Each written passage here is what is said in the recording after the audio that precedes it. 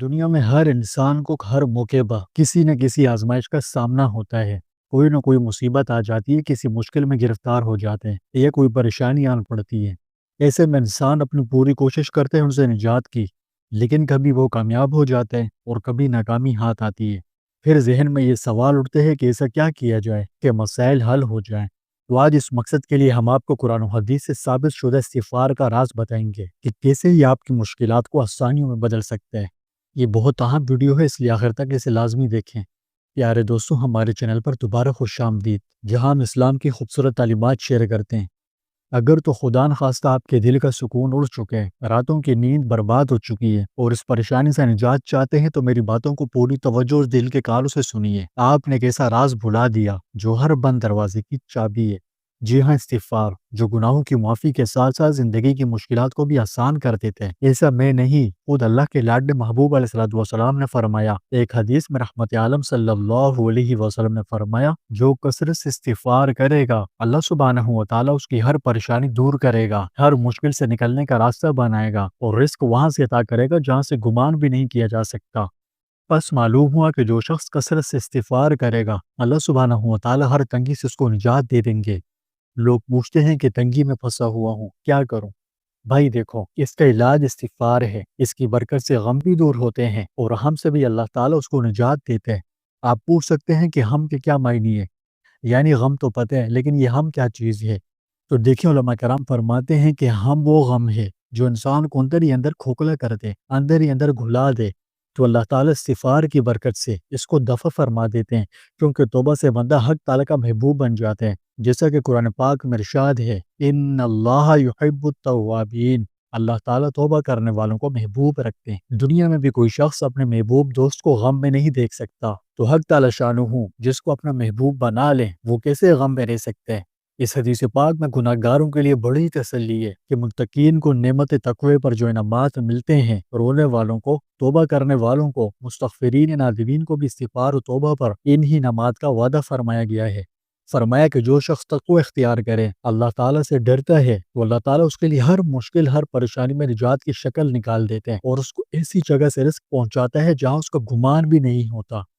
تو بس جو شخص اللہ تعالیٰ پر توکل کرے گا، اللہ تعالیٰ اس کے لیے کافی ہے۔ دوستو، رحمت للعالمین صلی اللہ علیہ وسلم کا قربان جائیے کہ آپ کی رحمت نے یہ گوارا نہ کیا کہ میری امت کے خطا کار بندے محروم رہ جائیں۔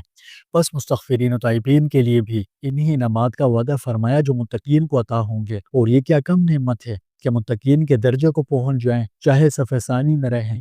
استغفار بہت طاقتور اور انتہائی بابرکت و مقدس عمل ہے۔ یہ دل کی گہرائیوں سے اللہ کے سامنے جھکنے کا نام ہے۔ یہ احساس ہے کہ یا اللہ، میں نے غلطی کی ہے، میں واپس پلٹنا چاہتا ہوں، مجھے معاف کر دے، میری پکڑنا فرمانا۔ اور یہی پلٹنا، یہی عاجزی، یہی گڑ گڑانا اللہ کو اپنے بندوں کا بہت محبوب ہے۔ اور جو یہ صفت اپنے اندر پیدا کر لے، اس کی دنیا کے ساتھ ساتھ آخرت بھی سنور جاتی ہے۔ تو میں نے آپ کو بتایا کہ آج ہر شخص کسی نہ کسی پریشانی میں مبتلا ہے۔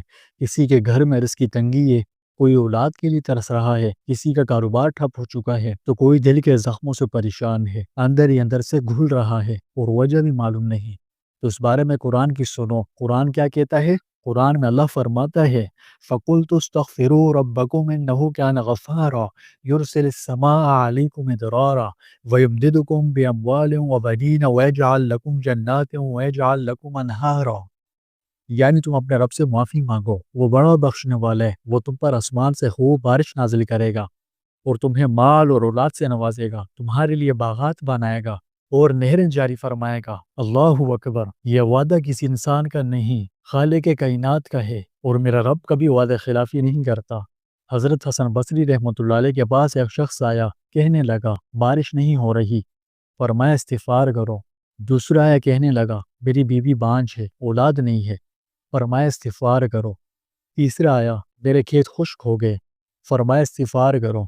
کسی نے پوچھا، حضرت آپ نے ہر مسئلے کا ایک ہی جواب کیوں عنایت فرمایا؟ یعنی مسئلے تو سب کے ڈیفرنٹ تھے اور آپ نے سب کو ایک ہی حل یعنی استغفار تلقین فرمایا، اس کی کیا وجہ ہے؟ تو فرمایا میں نے اپنی بات نہیں کہی، بلکہ یہی تو قرآن کا علاج ہے۔ پھر آپ نے سورہ نوح کی آیات 10 سے 12 پڑھ کر لوگوں کو مطمئن کر دیا۔